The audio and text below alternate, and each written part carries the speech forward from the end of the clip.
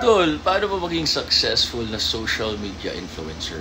Well, according sa studies nila, no, Wilbur, kailangan mo 50% na fans na supporters, na diehard supporters mo, talaga susupport ka. At kailangan mo na 50% na diehard haters, inggit, galit sa'yo.